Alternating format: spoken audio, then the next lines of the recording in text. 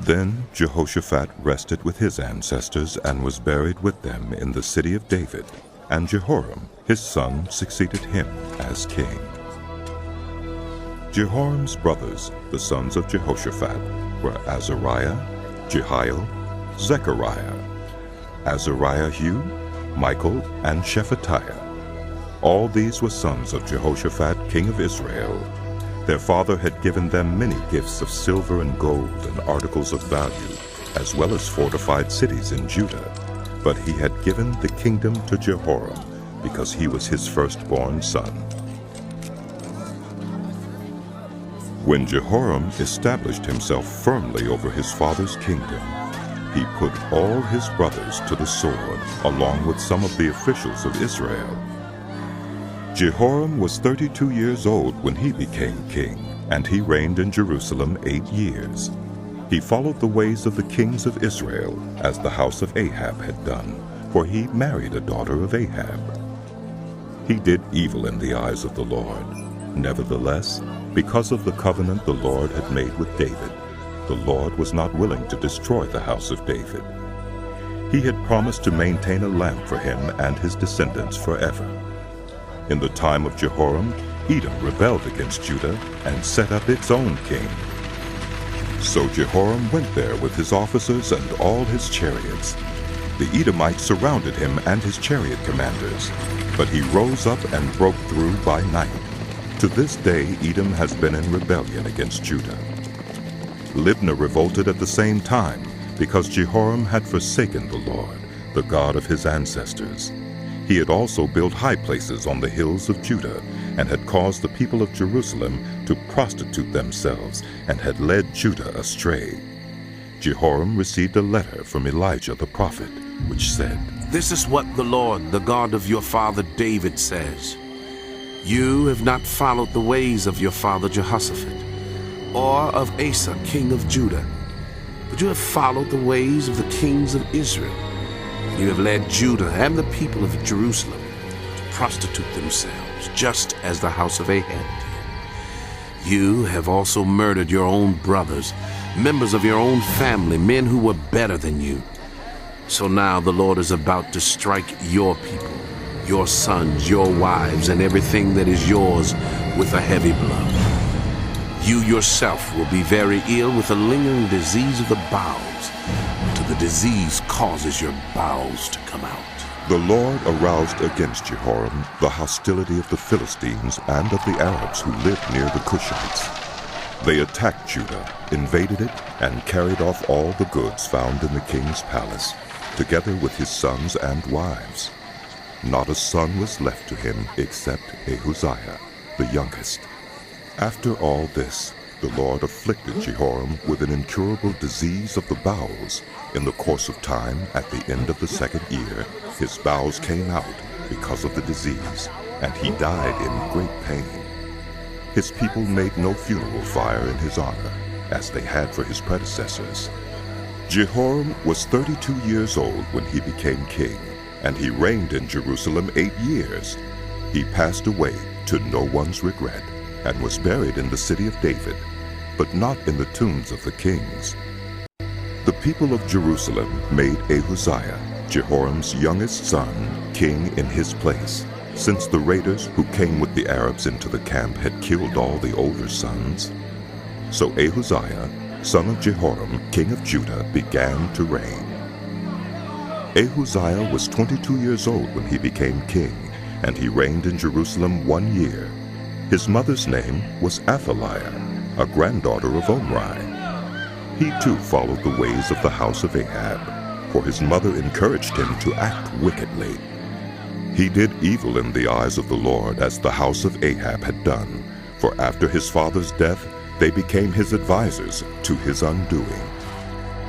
He also followed their counsel when he went with Joram, son of Ahab, king of Israel, to war against Hazael, king of Aram, at Ramoth-Gilead.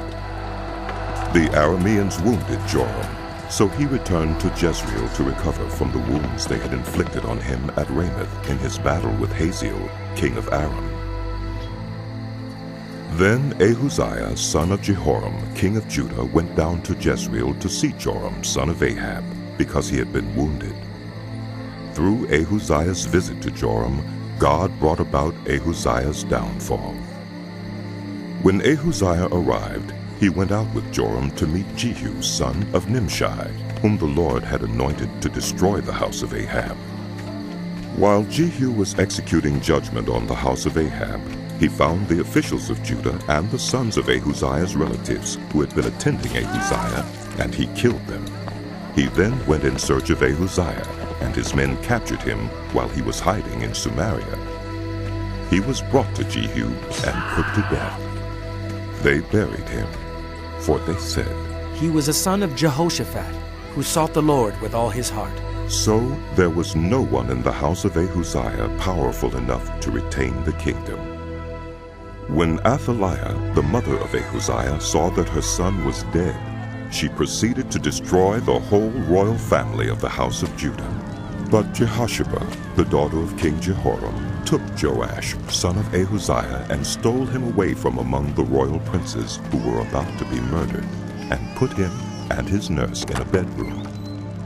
Because Jehoshaphat, the daughter of King Jehoram and wife of the priest Jehoiada, was Ahaziah's sister, she hid the child from Athaliah so she could not kill him. He remained hidden with them at the temple of God for 6 years while Athaliah ruled the land. In the 7th year, Jehoiada showed his strength. He made a covenant with the commanders of units of 100, Azariah, son of Jeroham, Ishmael, son of Jehohanan, Azariah, son of Obed, Maaseiah, son of Adaiah, and Elishaphat, son of Zichri. They went throughout Judah and gathered the Levites and the heads of Israelite families from all the towns. When they came to Jerusalem, the whole assembly made a covenant with the king at the temple of God. Jehoiada said to them, "The king's son shall reign, as the Lord promised concerning the descendants of David. Now this is what you are to do. A third of you priests and Levites who are going on duty on the Sabbath are to keep watch at the doors. A third of you at the royal palace, and a third at the foundation gate. And all the others are to be in the courtyards of the temple of the Lord. No one is to enter the temple of the Lord except the priests and Levites on duty. They may enter because they are consecrated. But all the others are to observe the Lord's command not to enter. The Levites are to station themselves around the king, each with weapon in hand. Anyone who enters the temple is to be put to death. Stay close to the king wherever he goes." The Levites and all the men of Judah did just as Jehoiada the priest ordered. Each one took his men, those who were going on duty on the Sabbath and those who were going off duty, for Jehoiada the priest had not released any of the divisions. Then he gave the commanders of units of 100 the spears and the large and small shields that had belonged to King David and that were in the temple of God. He stationed all the men, each with his weapon in his hand, around the king, near the altar and the temple, from the south side to the north side of the temple. Jehoiada and his sons brought out the king's son and put the crown on him. They presented him with a copy of the covenant and proclaimed him king. They anointed him and shouted, "Long live the king!" When Athaliah heard the noise of the people running and cheering the king, she went to them at the temple of the Lord. She looked, and there was the king, standing by his pillar at the entrance. The officers and the trumpeters were beside the king, and all the people of the land were rejoicing and blowing trumpets, and musicians with their instruments were leading the praises. Then Athaliah tore her robes and shouted, "Treason! Treason!" Jehoiada the priest sent out the commanders of the units of 100 who were in charge of the troops, and said to them, "Bring her out between the ranks, and put to the sword anyone who follows her." For the priests had said, "Do not put her to death at the temple of the Lord." So they seized her as she reached the entrance of the horse gate on the palace grounds, and there they put her to death. Jehoiada then made a covenant that he, the people, and the king would be the Lord's people. All the people went to the temple of Baal and tore it down. They smashed the altars and idols and killed Mattan, the priest of Baal, in front of the altars. Then Jehoiada placed the oversight of the temple of the Lord in the hands of the Levitical priests, to whom David had made assignments in the temple, to present the burnt offerings of the Lord as written in the law of Moses, with rejoicing and singing, as David had ordered. He also stationed gatekeepers at the gates of the Lord's temple, so that no one who was in any way unclean might enter. He took with him the commanders of hundreds, the nobles, the rulers of the people, and all the people of the land, and brought the king down from the temple of the Lord. They went into the palace through the upper gate, and seated the king on the royal throne. All the people of the land rejoiced, and the city was calm, because Athaliah had been slain with the sword. Joash was 7 years old when he became king, and he reigned in Jerusalem 40 years. His mother's name was Zibiah. She was from Beersheba. Joash did what was right in the eyes of the Lord all the years of Jehoiada the priest. Jehoiada chose 2 wives for him, and he had sons and daughters. Sometime later, Joash decided to restore the temple of the Lord. He called together the priests and Levites and said to them, "Go to the towns of Judah and collect the money due annually from all Israel to repair the temple of your God. Do it now." But the Levites did not act at once. Therefore the king summoned Jehoiada the chief priest and said to him, "Why haven't you required the Levites to bring in from Judah and Jerusalem the tax imposed by Moses, the servant of the Lord, and by the assembly of Israel for the tent of the covenant law?" Now the sons of that wicked woman Athaliah had broken into the temple of God and had used even its sacred objects for the Baals. At the king's command, a chest was made and placed outside at the gate of the temple of the Lord. A proclamation was then issued in Judah and Jerusalem that they should bring to the Lord the tax that Moses, the servant of God, had required of Israel in the wilderness. All the officials and all the people brought their contributions gladly, dropping them into the chest until it was full.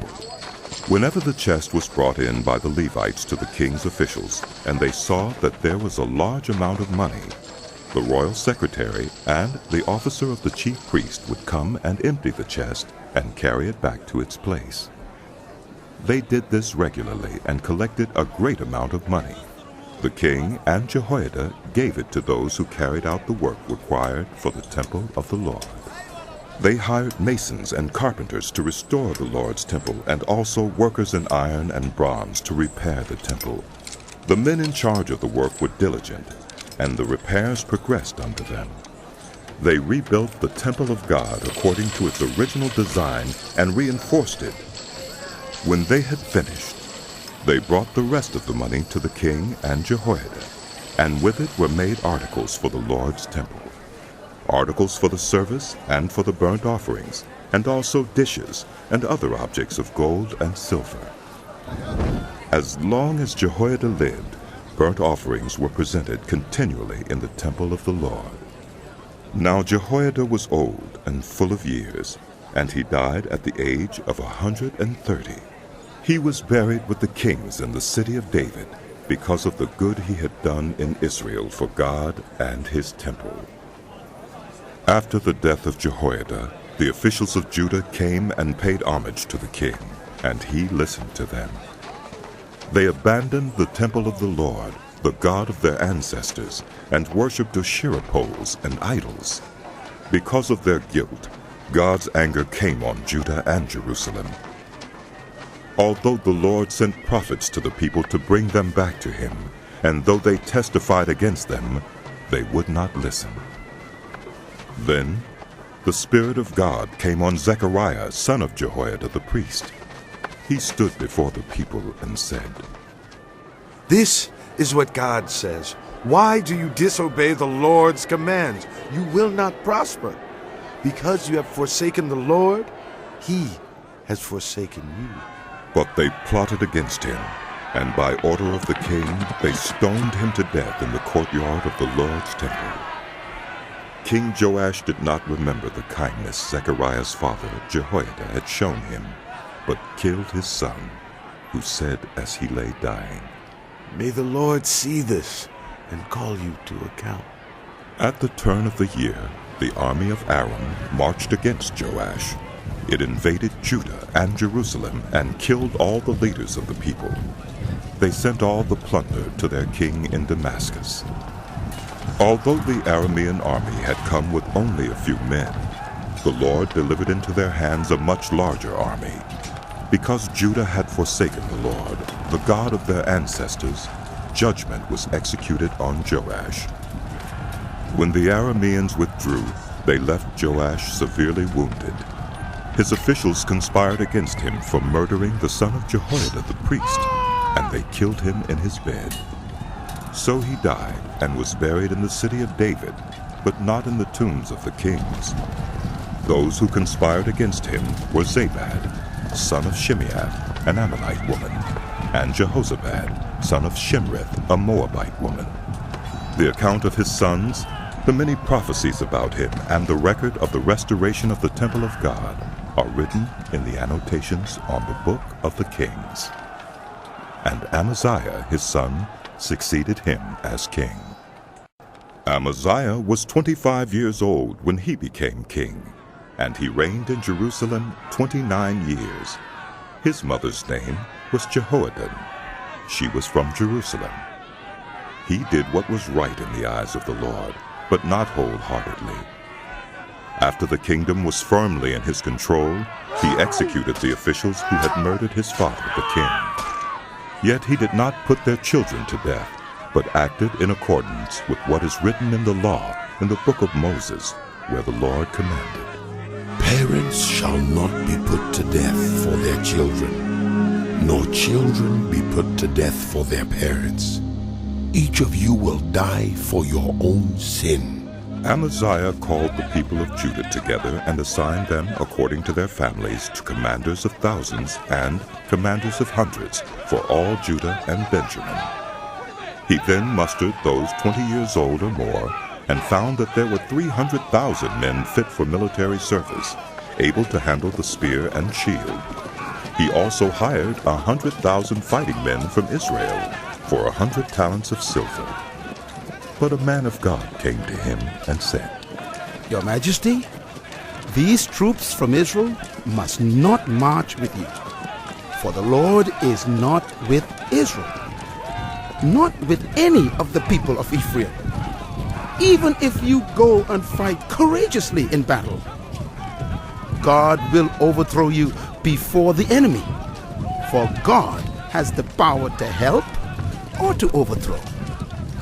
Amaziah asked the man of God, But what about the 100 talents I paid for these Israelite troops? The man of God replied, The Lord can give you much more than that. So Amaziah dismissed the troops who had come to him from Ephraim and sent them home. They were furious with Judah and left for home in a great rage. Amaziah then marshaled his strength and led his army to the valley of Salt, where he killed 10,000 men of Seir. The army of Judah also captured 10,000 men alive, took them to the top of a cliff, and threw them down so that all were dashed to pieces. Meanwhile, the troops that Amaziah had sent back and had not allowed to take part in the war raided towns belonging to Judah from Samaria to Beth-horon. They killed 3,000 people and carried off great quantities of plunder. When Amaziah returned from slaughtering the Edomites, he brought back the gods of the people of Seir. He set them up as his own gods, bowed down to them, and burned sacrifices to them. The anger of the Lord burned against Amaziah, and he sent a prophet to him, who said, Why do you consult this people's gods, which could not save their own people from your hand? While he was still speaking, the king said to him, Have we appointed you an advisor to the king? Stop! Why be struck down? So the prophet stopped, but said, I know that God has determined to destroy you, because you have done this and have not listened to my counsel. After Amaziah, king of Judah, consulted his advisers, he sent this challenge to Jehoash, son of Jehoahaz, the son of Jehu, king of Israel. Come meet me face to face. But Jehoash, king of Israel, replied to Amaziah, king of Judah, A thistle in Lebanon. Send a message to a cedar in Lebanon. Give your daughter to my son in marriage. Then a wild beast in Lebanon came along and trampled the thistle underfoot. You say to yourself that you have defeated Edom, and now you are arrogant and proud. But stay at home. Why ask for trouble and cause your own downfall and that of Judah also? Amaziah, however, would not listen, for God so worked that he might deliver them into the hands of Jehoash, because they sought the gods of Edom. So Jehoash, king of Israel, attacked. He and Amaziah, king of Judah, faced each other at Beth-shemesh in Judah. Judah was routed by Israel, and every man fled to his home. Jehoash, king of Israel, captured Amaziah, king of Judah, the son of Joash, the son of Ahaziah, at Beth-shemesh. Then Jehoash brought him to Jerusalem, and broke down the wall of Jerusalem from the Ephraim gate to the corner gate, a section about 400 cubits long.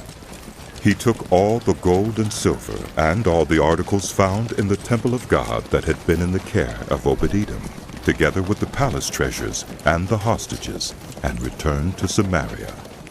Amaziah, son of Joash, king of Judah, lived for 15 years after the death of Jehoash, son of Jehoahaz, king of Israel.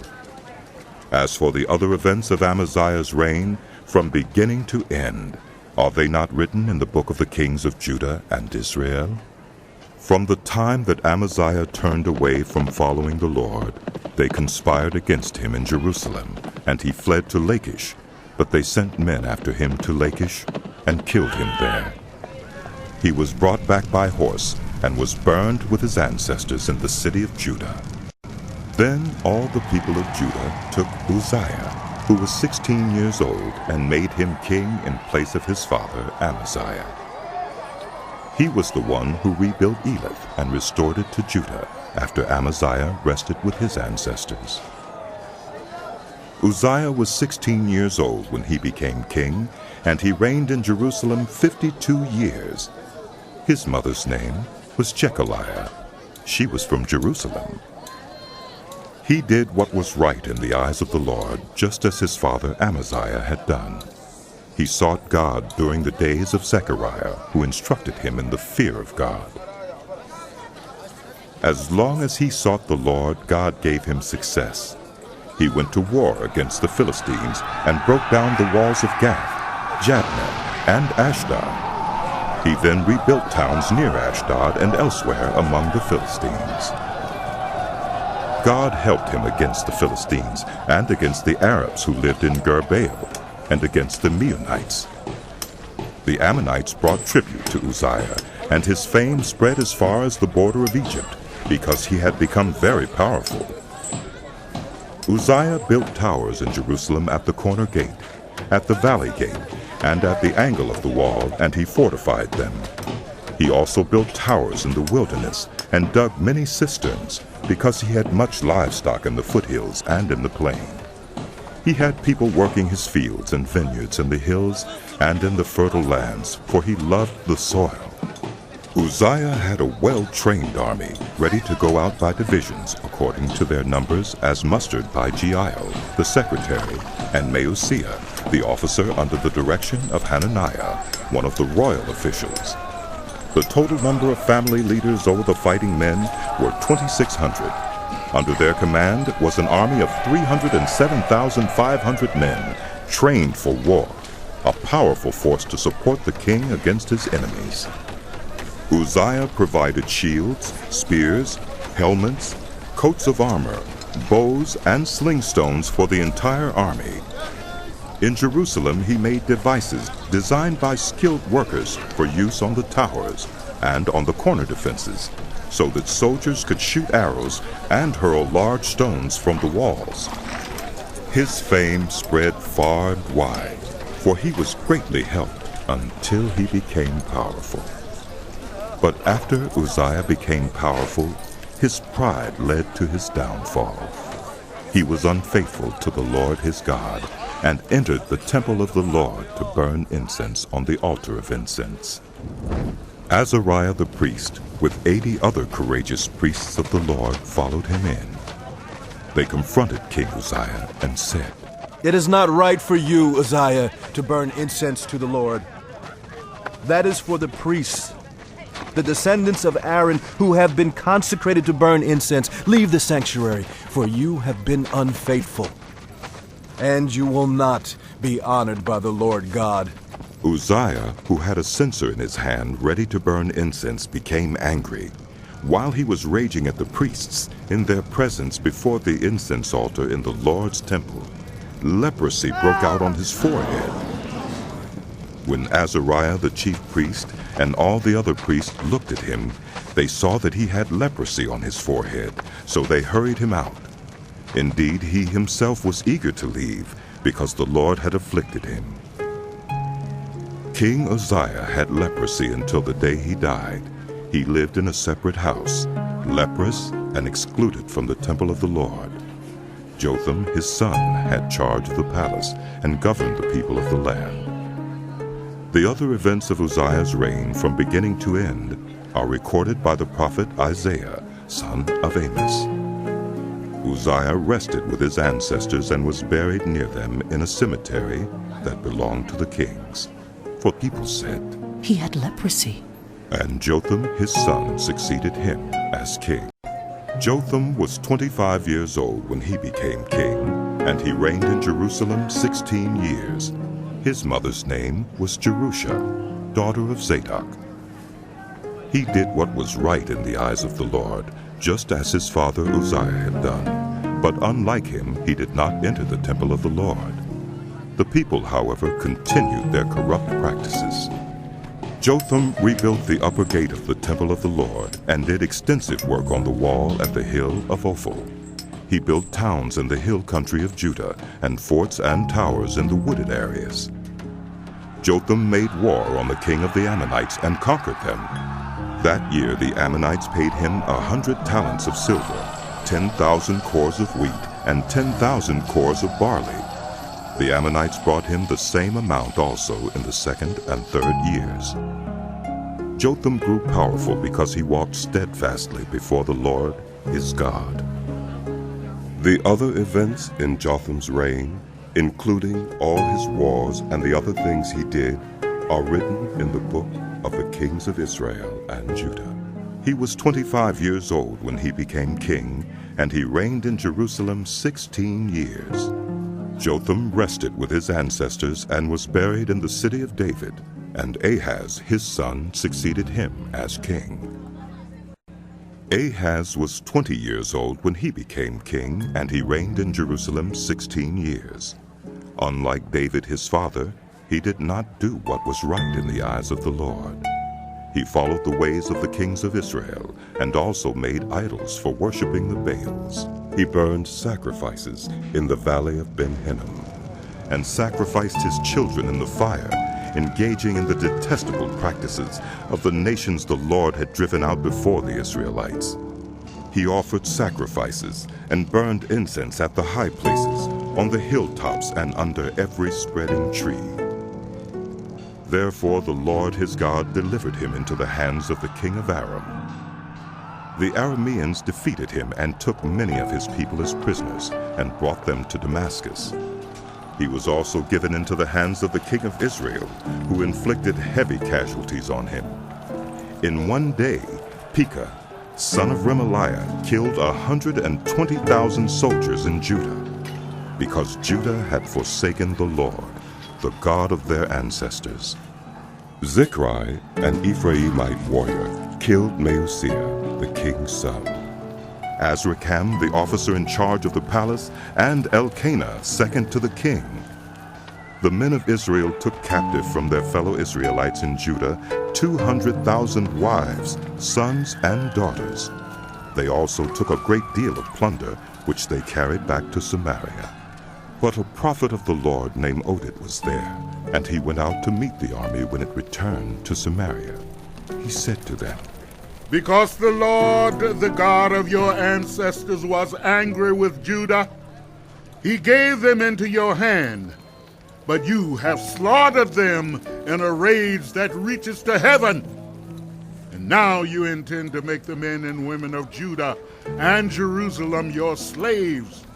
But aren't you also guilty of sins against the Lord your God? Now listen to me. Send back your fellow Israelites you have taken as prisoners, for the Lord's fierce anger rests on you. Then some of the leaders in Ephraim, Azariah son of Jehohanan, Berechiah son of Meshillemeth, Jehizkiah son of Shallum, and Amasa son of Hadlai, confronted those who were arriving from the war. You must not bring those prisoners here, they said, or we will be guilty before the Lord. Do you intend to add to our sin and guilt?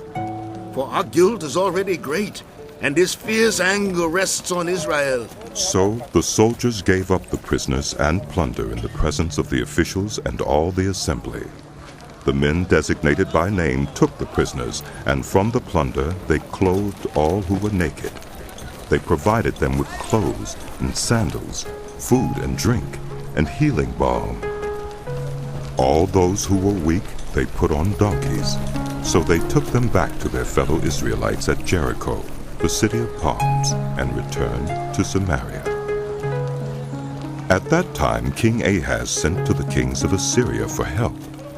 The Edomites had again come and attacked Judah and carried away prisoners, while the Philistines had raided towns in the foothills and in the Negev of Judah. They captured and occupied Beth-Shemesh, Aijalon, and Gederoth, as well as Soko, Timnah, and Gimzo, with their surrounding villages. The Lord had humbled Judah because of Ahaz, king of Israel, for he had promoted wickedness in Judah and had been most unfaithful to the Lord. Tiglath-Pileser, king of Assyria, came to him, but he gave him trouble instead of help.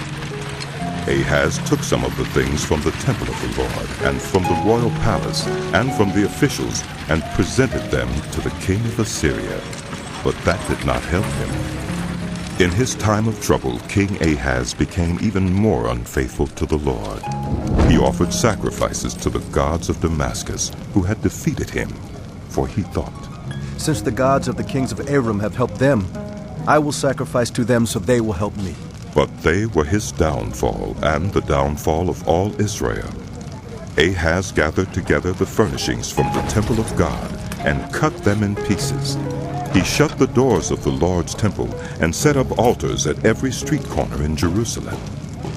In every town in Judah he built high places to burn sacrifices to other gods and arouse the anger of the Lord, the God of his ancestors.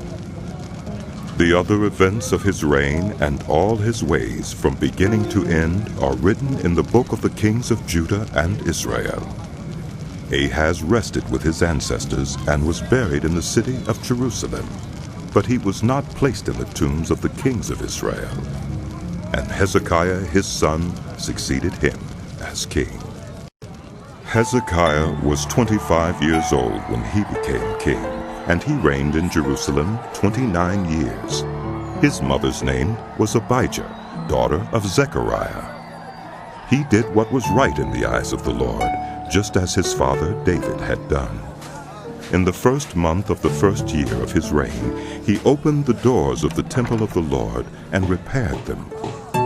He brought in the priests and the Levites, assembled them in the square on the east side, and said, Listen to me, Levites. Consecrate yourselves now, and consecrate the temple of the Lord, the God of your ancestors. Remove all defilement from the sanctuary. Our ancestors were unfaithful. They did evil in the eyes of the Lord our God and forsook him. They turned their faces away from the Lord's dwelling place and turned their backs on him. They also shut the doors of the portico and put out the lamps. They did not burn incense or present any burnt offerings at the sanctuary to the God of Israel. Therefore, the anger of the Lord has fallen on Judah and Jerusalem. He has made them an object of dread and horror and scorn, as you can see with your own eyes. This is why our ancestors have fallen by the sword, and why our sons and daughters and our wives are in captivity. Now I intend to make a covenant with the Lord, the God of Israel, so that his fierce anger will turn away from us. My sons, do not be negligent now, for the Lord has chosen you to stand before him and serve him, to minister before him and to burn incense. Then these Levites set to work. From the Kohathites, Mahath, son of Amasai, and Joel, son of Azariah, from the Merarites, Kish, son of Abdi, and Azariah, son of Jehalalel, from the Gershonites, Joah, son of Zimmah, and Eden, son of Joah, from the descendants of Eluzaphan, Shimri, and Jeiel, from the descendants of Asaph, Zechariah and Mattaniah, from the descendants of Heman, Jehiel and Shimei, from the descendants of Jeduthun, Shemaiah and Uzziel. When they had assembled their fellow Levites and consecrated themselves, they went in to purify the temple of the Lord as the king had ordered. Following the word of the Lord, the priests went into the sanctuary of the Lord to purify it. They brought out to the courtyard of the Lord's temple everything unclean that they found in the temple of the Lord. The Levites took it and carried it out to the Kidron Valley. They began the consecration on the first day of the first month, and by the 8th day of the month they reached the portico of the Lord. For 8 more days they consecrated the temple of the Lord itself, finishing on the 16th day of the first month. Then they went in to King Hezekiah and reported, "We have purified the entire temple of the Lord, the altar of burnt offering with all its utensils, and the table for setting out the consecrated bread with all its articles. We have prepared and consecrated all the articles that King Ahaz removed in his unfaithfulness while he was king. They are now in front of the Lord's altar." Early the next morning, King Hezekiah gathered the city officials together and went up to the temple of the Lord. They brought 7 bulls, 7 rams, 7 male lambs, and 7 male goats as a sin offering for the kingdom, for the sanctuary, and for Judah. The king commanded the priests, the descendants of Aaron, to offer these on the altar of the Lord. So they slaughtered the bulls, and the priests took the blood and splashed it against the altar. Next, they slaughtered the rams and splashed their blood against the altar. Then they slaughtered the lambs and splashed their blood against the altar. The goats for the sin offering were brought before the king and the assembly, and they laid their hands on them.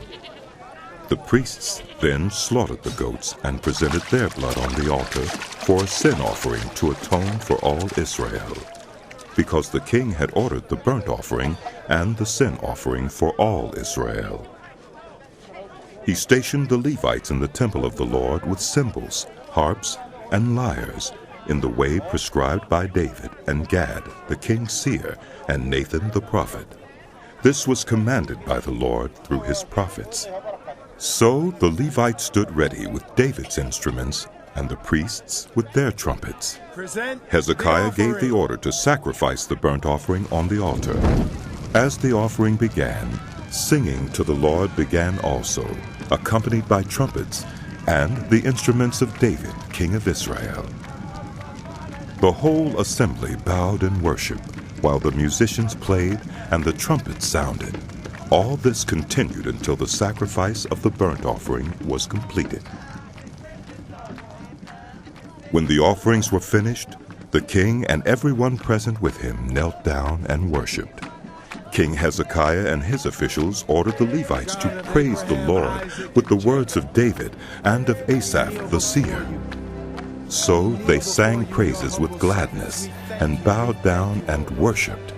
Then Hezekiah said, You have now dedicated yourselves to the Lord. Come and bring sacrifices and thank offerings to the temple of the Lord. So the assembly brought sacrifices and thank offerings, and all whose hearts were willing brought burnt offerings. The number of burnt offerings the assembly brought was 70 bulls, 100 rams, and 200 male lambs, all of them for burnt offerings to the Lord. The animals consecrated as sacrifices amounted to 600 bulls and 3,000 sheep and goats. The priests, however, were too few to skin all the burnt offerings. So their relatives, the Levites, helped them until the task was finished, and until other priests had been consecrated. For the Levites had been more conscientious in consecrating themselves than the priests had been. There were burnt offerings in abundance, together with the fat of the fellowship offerings and the drink offerings that accompanied the burnt offerings. So the service of the temple of the Lord was reestablished. Hezekiah and all the people rejoiced at what God had brought about for his people, because it was done so quickly